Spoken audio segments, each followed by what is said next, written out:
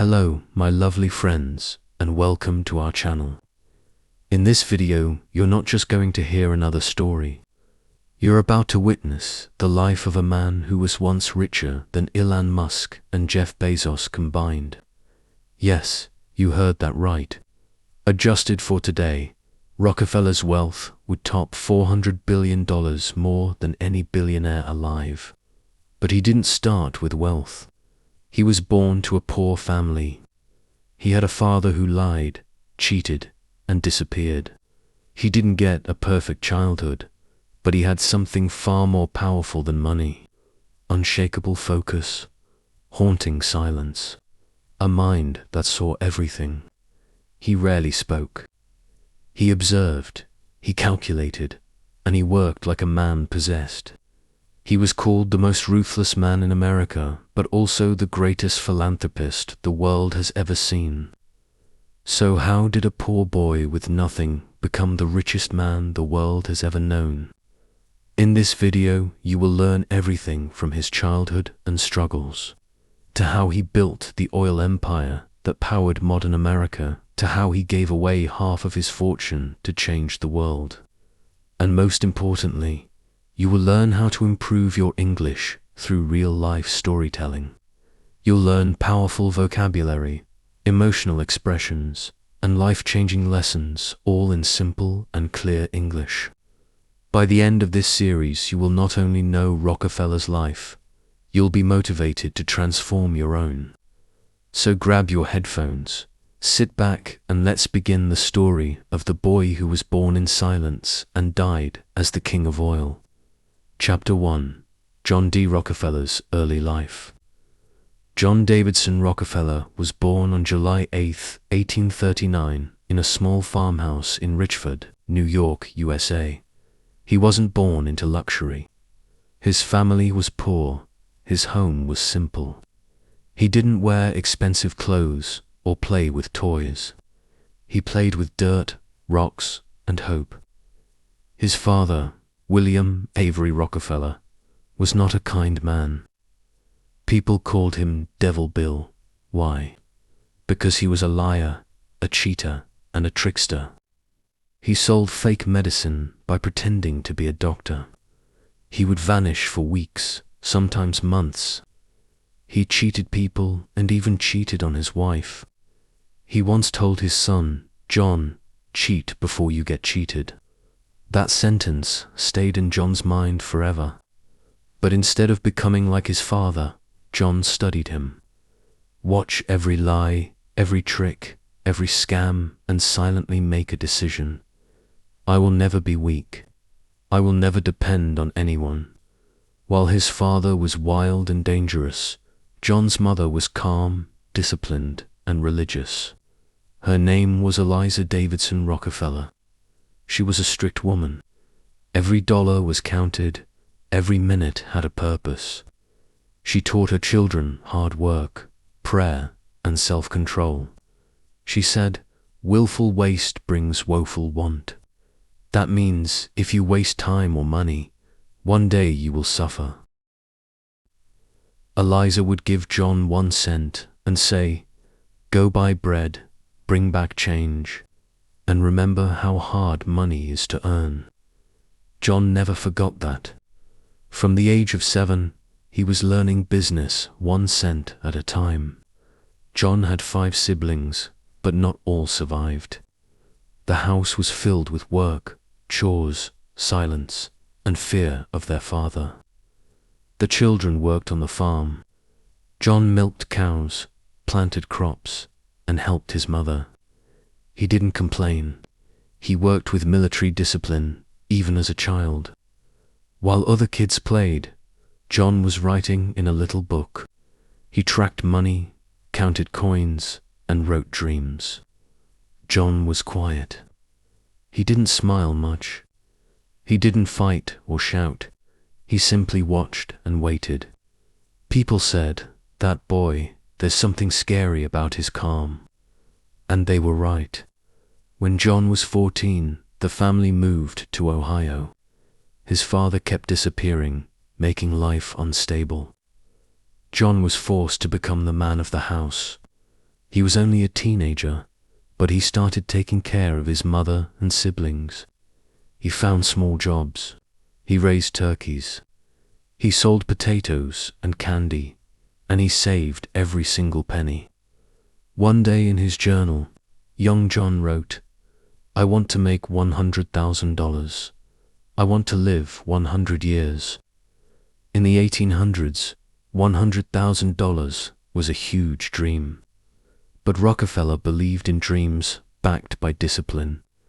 In 1855, when John was just 16 years old, he wore his only clean shirt and walked into Cleveland City.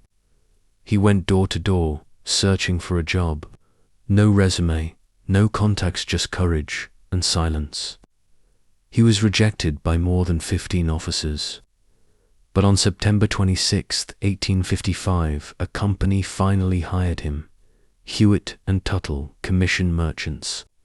That was the day he later called his job day. He celebrates that day every year like a birthday. Why? Because it was the day the poor farm boy took his first step toward becoming the richest man in history. He didn't just work, he worked like a soldier. Arrived before sunrise, left after sunset, learned bookkeeping like a machine, never waste a minute. He carried a small black notebook where he wrote every dollar, every expense, every lesson. Even as a teen, he believed, God gave me money because I was careful with it. By age 20, he was loaning money to others. He had saved $1,000, a big amount in those days. But what's more important is, he had built a mind sharper than most men twice his age. Chapter 2. The Beginning of an Empire. John D. Rockefeller had saved his first $1,000. He had mastered bookkeeping. He worked with the discipline of a machine. But deep inside, he felt something calling. He didn't want to just earn a salary. He wanted control. He wanted to build something permanent, something that no storm could destroy. And then something appeared. A dark, sticky substance bubbling from the earth oil. In the 1850s, people didn't think much of oil. They called it rock oil. It was messy, useless, smelly. But in 1859, a man named Edwin Drake drilled the first successful oil well in Pennsylvania. And suddenly, the world changed. Oil could be turned into kerosene, used for lamps. Then, a world without electricity. This meant light for every home. And John Rockefeller saw not just light but opportunity. In 1863, when Rockefeller was just 24 years old, he partnered with Samuel Andrews, a chemist who knew how to refine oil into kerosene. Rockefeller invested money and created a company called Clark Andrews and Company. But soon he had a problem. His partners, the Clark brothers, didn't have the same vision. They were impulsive. They spent carelessly. They didn't think long term. And Rockefeller, he was calculating every move. He hated waste. He wanted precision. So he made a bold decision. At only 25 years old, Rockefeller bought out the Clark brothers for $72,500, huge sum at the time. Many people thought he was crazy, but Rockefeller didn't blink. Now the company was his, and he renamed it Rockefeller and Andrews. It was the first time his name stood alone, but soon it would become the most feared name in oil. Rockefeller was different from other businessmen. They shouted, he whispered. They guessed, he calculated. They took risks, he removed risk. He studied every step of the oil business. Where to get the oil, how to refine it cheaply, how to package it safely, how to transport it, how to sell it better than anyone. Vanty had two secret weapons, one efficiency. He believed every barrel of oil should be used completely. No waste. Even the gasoline that others threw away, Rockefeller found a use for it. 2. Trust in God. Work like a devil. Every morning he read the Bible, but during the day he worked like a machine. He didn't believe in luck. He believed in systems. In 1870, John D. Rockefeller took the next giant leap. He formed a new company, the Standard Oil Company. Why Standard? Because he wanted to create a product that people could trust. A standard of excellence. At that time, oil was dangerous. Fires, explosions, poison. But Rockefeller created safe, clean, affordable kerosene, and soon every home in America wanted it. But success attracted enemies. Many small oil companies tried to fight him.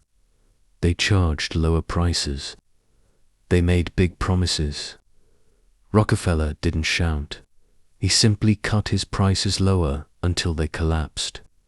Then he would quietly buy their company. Sometimes he would send men to visit a competitor and say, "You can sell to us now, or we will drive you out later." This was called the Rockefeller method. Here's where things get dangerous and legendary. In 1871, Rockefeller made a secret deal with major railroad companies. Railroads transporting oil across the country. So Rockefeller said, "If I give you a lot of oil to move, will you give me a special discount cheaper than anyone else?" The railroads agreed. Rockefeller now paid less to move his oil, but his competitors still paid full price.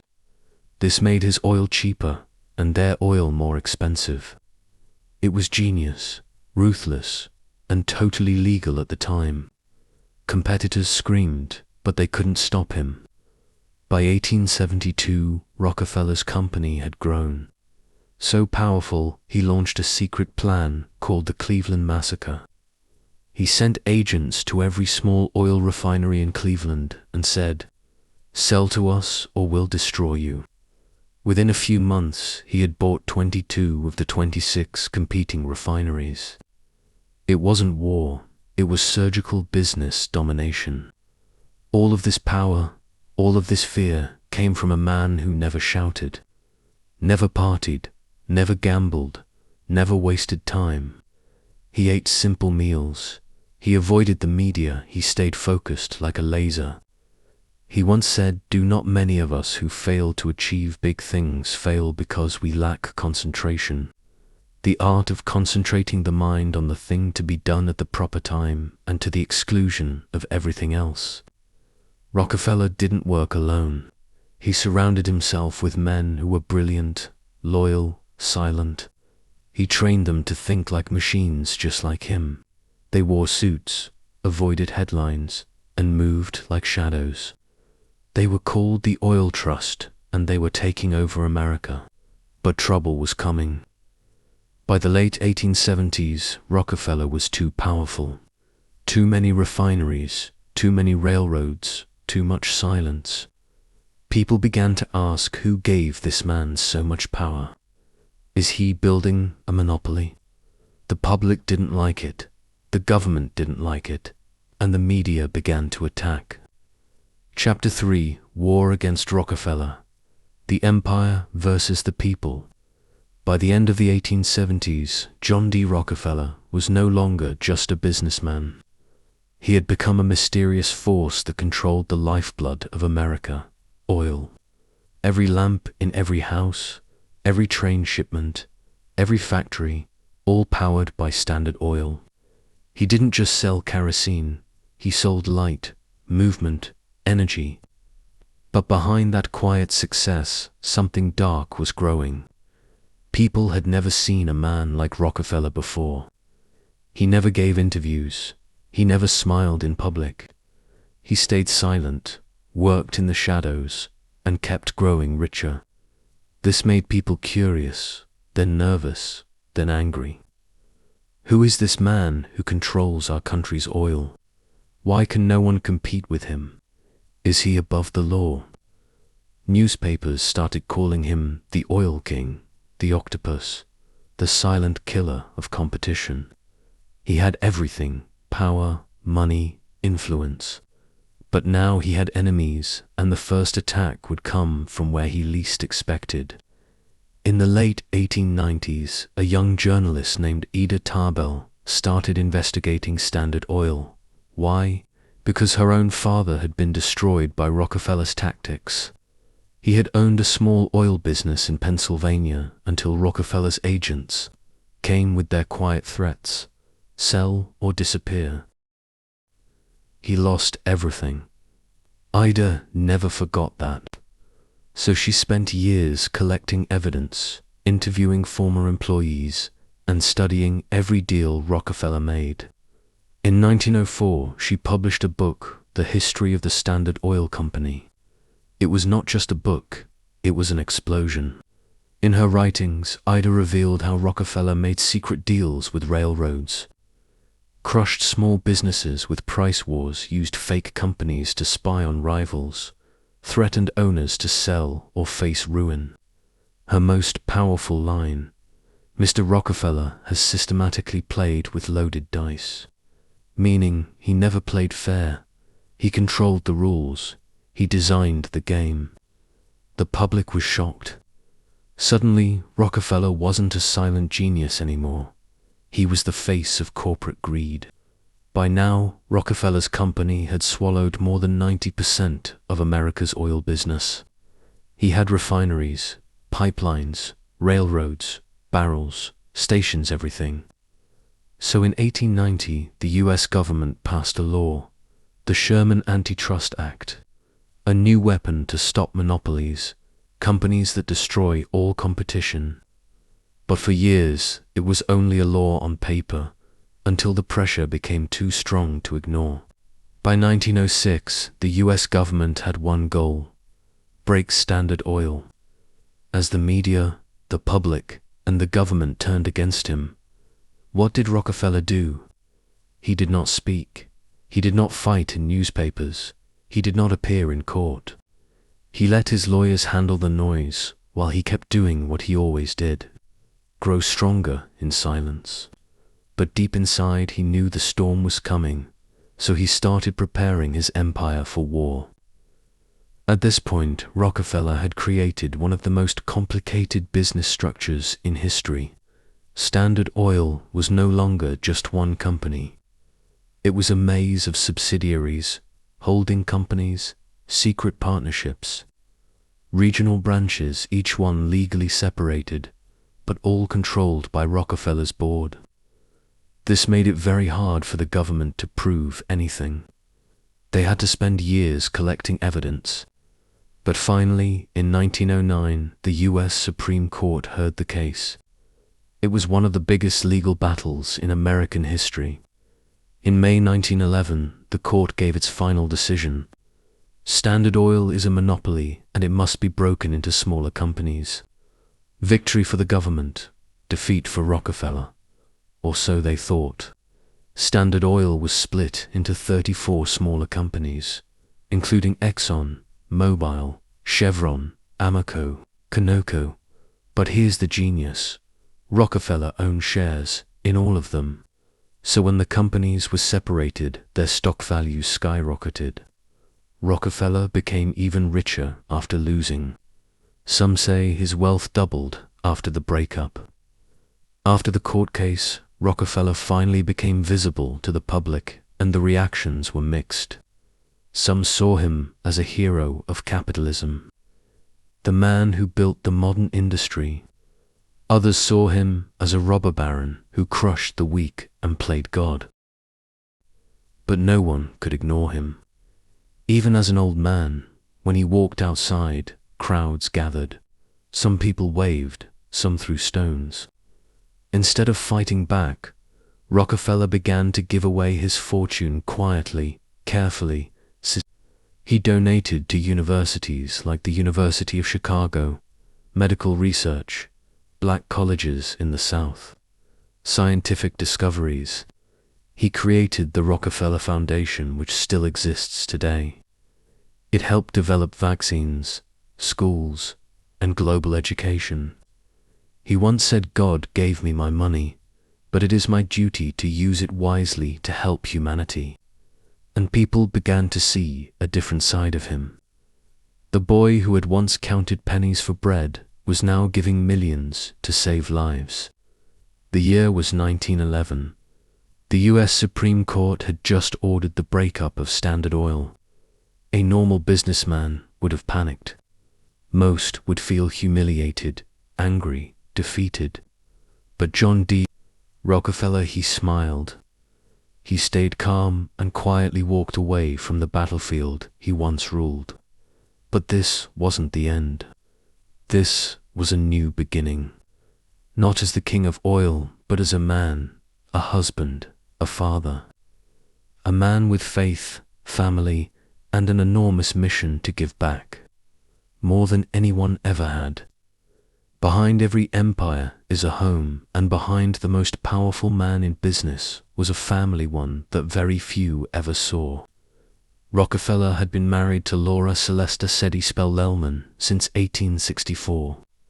Their marriage lasted over 50 years until her death in 1915. But it wasn't the type of marriage filled with public romance and fame. It was built on something far deeper: discipline, religion, mutual respect. Laura was quiet, firm, and extremely moral. She was raised in an abolitionist family, meaning they fought against slavery. She believed in equality, education, and modesty. While John ruled the oil industry, she ruled the household. Not with anger, but with intelligence and structure. She managed the family budget, made sure the children stayed humble, and reminded John constantly, "God gave you money, but it's not yours to waste." John loved Laura deeply, though in his own quiet way. He wrote her letters, remembered small details, and trusted her decisions.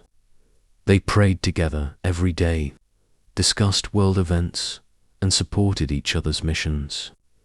Even when he became the richest man alive, he never bought her diamonds or expensive jewelry. Laura once said, "Too many women think love is measured in gold, but true love is built in silence." Their relationship wasn't perfect, but it was powerful. And after her death in 1915, Rockefeller was never the same. He never remarried. He would sit alone in the garden, reading her old letters, sometimes crying quietly. The world had known him as the man who crushed empires, but in those moments, he was just a husband missing his best friend. John and Laura had 5 children, but only 4 survived past childhood. Let's explore each one deeply. 1. Elizabeth Bessie Rockefeller, born 1866, the first child. Quiet, reserved, and close to her mother. Married Charles Strong, a theology student, lived a private life away from media or business. She supported causes quietly: education, libraries, women's health. Rockefeller loved her gentleness and often said she reminded him of his mother. 2. Alice Rockefeller, born 1860, 9 died young. Alice was their second daughter. She died in childhood, leaving a deep scar on the family. Laura became even more protective of her children after that. John, who rarely showed emotion, didn't speak for 2 days after her passing. He never spoke publicly about Alice, but he donated thousands to children's hospitals every year in her name. 3. Alta Rockefeller, born 1871, married Emmeline Roosevelt, a cousin of President Theodore Roosevelt. She was intelligent, graceful, and supported schools for women. She didn't enjoy the spotlight, but was active in charity work. John respected her independence. He once said, "Alta has the wisdom of 10 men and the humility of a child." 4. Edith Rockefeller, born 1872, married Harold McCormick, whose family owned the International Harvester Company, a giant manufacturing empire. She became one of the most powerful women in Chicago society, supported art, music, and public health. She was elegant, stylish, and a bit rebellious. Rockefeller once joked, "Edith spends more on a dress than I did starting my first oil refinery." But secretly, he was proud of her strength. 5. John D. Rockefeller Jr., born 1874. This was the son who would carry the legacy. Rockefeller trained him like a soldier. From childhood, Jr. was taught how to save money, how to pray, how to give back. At age 11, Jr. kept a record of every penny he spent. At age 16, he was working in Standard Oil, not in an office, but sweeping floors and carrying boxes. Rockefeller believed in earning everything. He once told Jr., "I will not give you an easy life. I will give you a strong character." Jr. would later build Rockefeller Center in New York, donate thousands of acres for U.S. national parks, and continue his father's mission in global philanthropy. He also had 6 children of his own, including Nelson Rockefeller, who became Vice President of the United States. Once retired, Rockefeller lived on a grand estate called Caquet in New York. But it wasn't a palace filled with luxury. He woke up early. He read the Bible every morning. He took long walks at the garden. He ate simple food, oatmeal, bread, vegetables. Every day he wrote letters of gratitude to people who helped him. He played golf and often gave dimes to children, smiling as they thanked him. When asked why, he said, "Because a dime might teach them the value of money." By 1913, he had already donated millions through personal charity, but now he wanted something bigger, permanent, global. Let's explore each one deeply. 1. Elizabeth Bessie Rockefeller, born 1866, the first child. Quiet, reserved, and close to her mother. Married Charles Strong, a theology student, lived a private life away from media or business. She supported causes quietly: education, libraries, women's health. Rockefeller loved her gentleness and often said she reminded him of his mother. 2. Alice Rockefeller, born 1869, died young. Alice was their second daughter. She died in childhood, leaving a deep scar on the family. Laura became even more protective of her children after that. John, who rarely showed emotion, didn't speak for 2 days after her passing. He never spoke publicly about Alice, but he donated thousands to children's hospitals every year in her name. 3. Alta Rockefeller, born 1871, married Emmeline Roosevelt, a cousin of President Theodore Roosevelt. She was intelligent, graceful, and supported schools for women. She didn't enjoy the spotlight, but was active in charity work. John respected her independence. He once said, "Alta has the wisdom of 10 men and the humility of a child." 4th, Edith Rockefeller, born 1872, married Harold McCormack, whose family owned the International Harvester Company, a giant manufacturing empire. She became one of the most powerful women in Chicago society, supported art, music, and public health. She was elegant, stylish, and a bit rebellious. Rockefeller once joked, "Edith spends more on a dress than I did starting my first oil refinery." But secretly, he was proud of her strength. 5. John D. Rockefeller Jr., born 1874. This was the son who would carry the legacy. Rockefeller trained him like a soldier. From childhood, Jr. was taught how to save money, how to pray, how to give back. At age 11, Jr. kept a record of every penny he spent. At age 16, He was working in Standard Oil, not in an office, but sweeping floors and carrying boxes. Rockefeller believed in earning everything. He once told Junior, "I will not give you an easy life. I will give you a strong character." Junior would later build Rockefeller Center in New York, donate thousands of acres for U.S. national parks, and continue his father's mission in global philanthropy. He also had 6 children of his own, including Nelson Rockefeller, who became Vice President of the United States. Once retired, Rockefeller lived on a grand estate called Caquet in New York. But it wasn't a palace filled with luxury. He woke up early. He read the Bible every morning. He took long walks at the garden. He ate simple food, oatmeal, bread, vegetables. Every day he wrote letters of gratitude to people who helped him. He played golf and often gave dimes to children, smiling as they thanked him. When asked why, he said, "Because a dime might teach them the value of money." By 1913, he had already donated millions through personal charity. But now he wanted something bigger, permanent, global.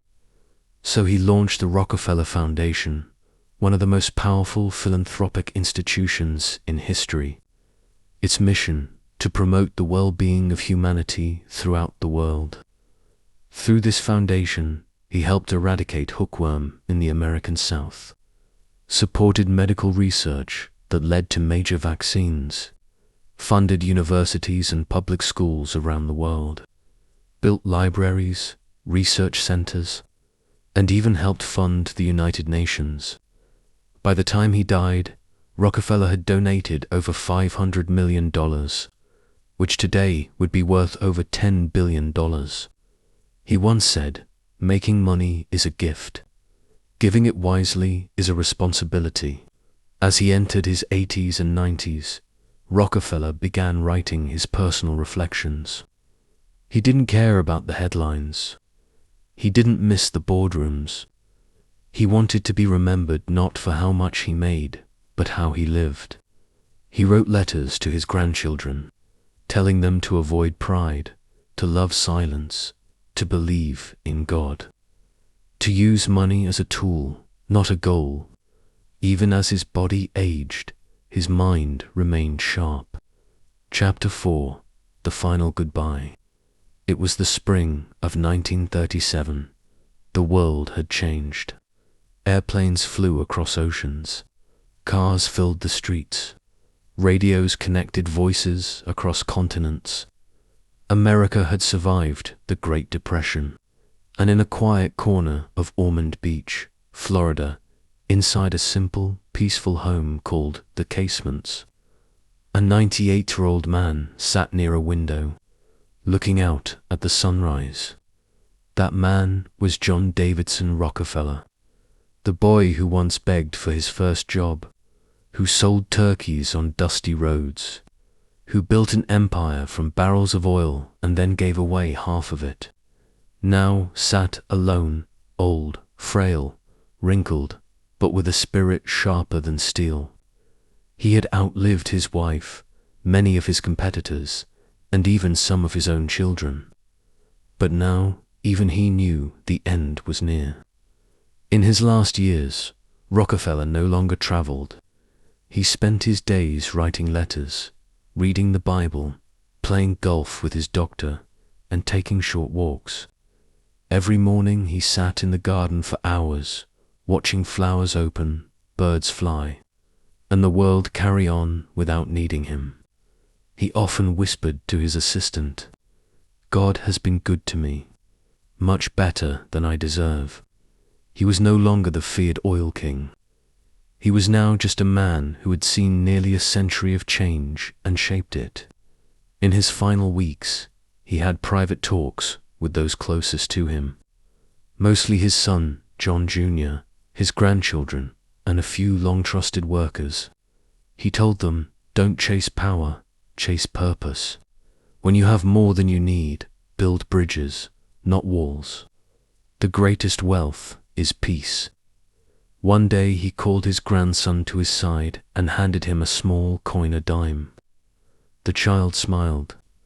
Rockefeller said, "That's how it started for me. With one dime, don't waste it." In early May 1937, he grew weaker. His vision faded. He slept longer. He stopped writing. Doctors said his heart was slowing down, but his mind stayed alert. On May 22, 1937, at exactly 4:05 a.m., in complete silence, John D. Rockefeller took his final breath. He was 98 years, 10 months, and 14 days old. At the time of his death, his net worth was estimated at $1.4 billion. But that was in 1937. If we adjust that to today's money based on US GDP comparison, his fortune would equal over $400 billion today. That means more than Elon Musk, more than Jeff Bezos, more than any human alive. To understand how rich he really was, at one point Rockefeller controlled 1.5% of the US economy, a level of influence no single person has ever reached again. He earned over $1 million every single day in today's terms during retirement. And he gave away more than $10 billion, adjusted for today. No one in modern history, not Buffett, not Musk, has matched that combination of power, wealth, and philanthropy. Despite his status, Rockefeller did not want a grand funeral. He had requested a simple Christian service with family, close friends. No politicians, no press. Inside the church, he was buried at Lakeview Cemetery in Cleveland, Ohio, under a simple headstone. It read only, John D. Rockefeller, 1839 to 1937. No title, no ego, just a name. And behind that name, an unforgettable story. Now comes the question, what did John D. Rockefeller leave behind? Not just oil, not just money, not just buildings. He left a blueprint for ambition, discipline, faith, and legacy. Let's explore the 5 pillars of his eternal impact.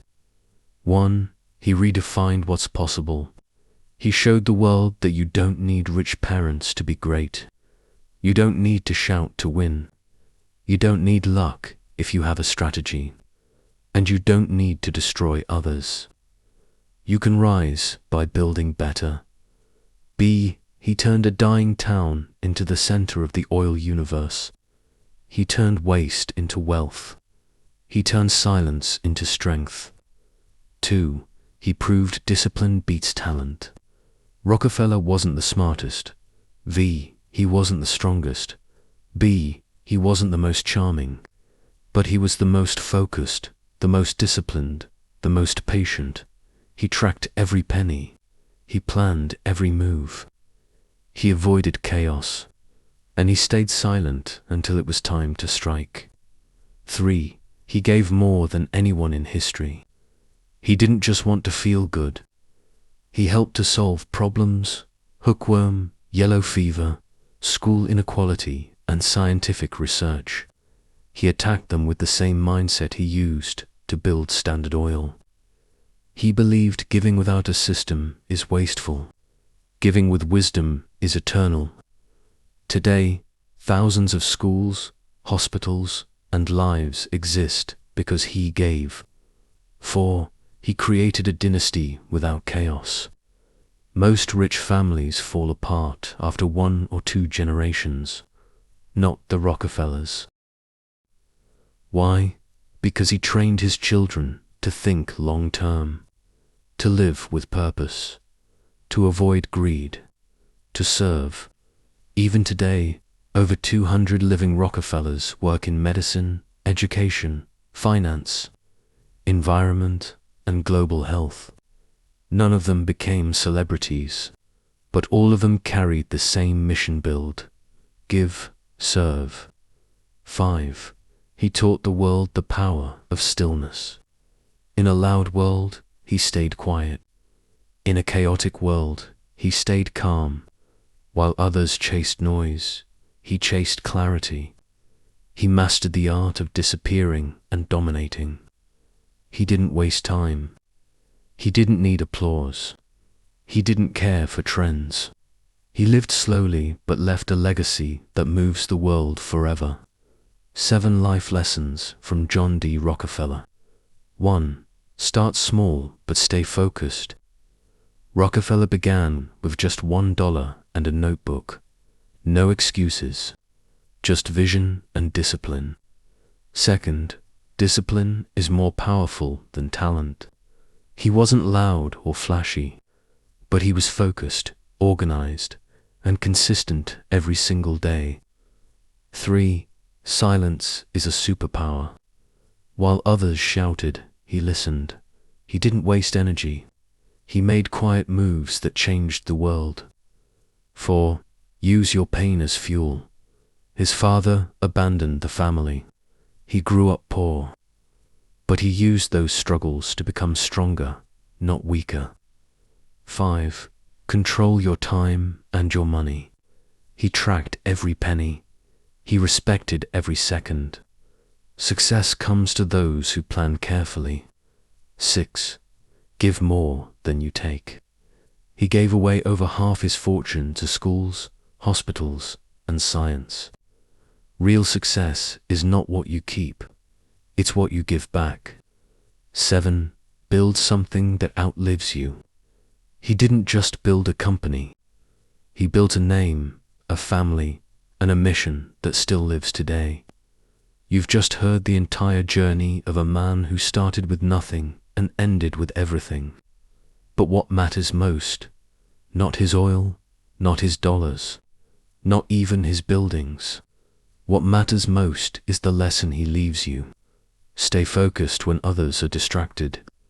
Stay humble when you rise. Give when you win. And build something that will outlive you. Because you don't have to be a Rockefeller to make history. But if you learn like him, think like him, and live like him, you'll become unstoppable. If you're still here, it means you're serious about success, English learning, and becoming the best version of yourself. Don't forget to subscribe, comment, and share this story with someone who could use a little hope. Because this wasn't just a biography, this was a roadmap. And now it's your turn. To rise, to lead, to be remembered. Write your name in history. See you soon. Stay strong, stay silent. Build your legacy.